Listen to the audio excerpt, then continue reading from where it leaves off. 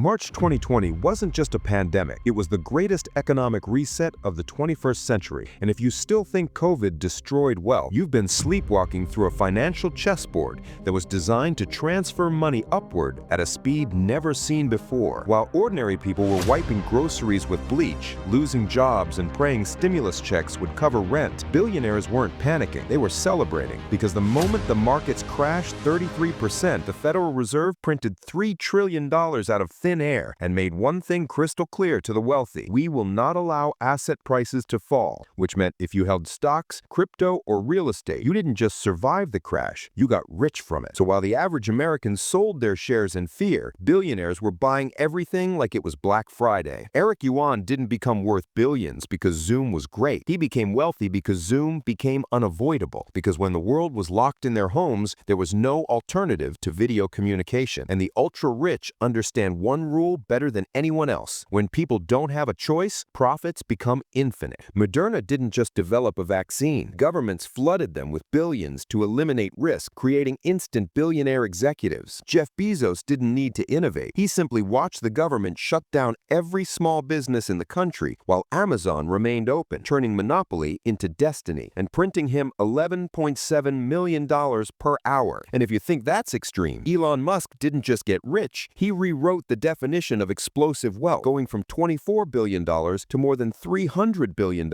in just 18 months. Not because Tesla sold dramatically more cars, but because retail traders trapped at home with nothing but fear, stimulus checks, and boredom poured money into Tesla options and triggered a gamma squeeze that forced hedge funds to buy more shares at higher prices, creating a financial feedback loop powered purely by belief, proving that in a crisis, people don't invest in logic, they invest in hope. Meanwhile, the bottom half of America wasn't recovering. They were bleeding out, because the pandemic created a split you're not supposed to notice: the K-shaped recovery, where the top line, the asset owners, exploded in wealth, and the bottom line, service workers, renters, small business owners, collapsed under unemployment, evictions, and inflation that silently stole their incomes so the rich could get richer. The truth you don't want to hear is this: crises don't destroy wealth, they redistribute it. And COVID redistributed more than any event in modern history. Not because billionaires are lucky, not because they're smarter, but because they understand the one skill that separates winners from lifelong victims. When the world panics, they buy. And when the world recovers, they sell. They don't watch the news for safety. They watch human fear for opportunity. And while most people were complaining about lockdowns and waiting for normal life to return, the people who became billionaires were identifying the sectors that become essential during chaos: communication, logistics, biotech, digital infrastructure, and ultra-low interest real estate, and attacking them with conviction while everyone else froze. If you didn't get richer during COVID, it's because you didn't understand the game, not because there wasn't opportunity, but because you stayed emotionally attached to comfort while the wealthy stayed strategically attached to money. And here's the part that should scare you: the next crisis is already forming. It always does, because every 7 to 12 years, the market resets and the world suffers while the prepared get rich. So if you keep living in denial, thinking next time will be different, you'll get wiped out again. Because rich people aren't waiting for stability. They're waiting for panic signals, interest rate swings, liquidity injections, mass layoffs, and media narratives that scare ordinary people away from wealth-building assets. The game isn't fair. It never will be. But it's simple. The winners position themselves before chaos, and the losers react after it. And COVID wasn't the beginning or the end. It was just the last chapter in a 50-year pattern of wealth transfer that traces directly back to the 1970s oil shock, which created the original blueprint of modern billionaire power. And if you don't learn that history right now,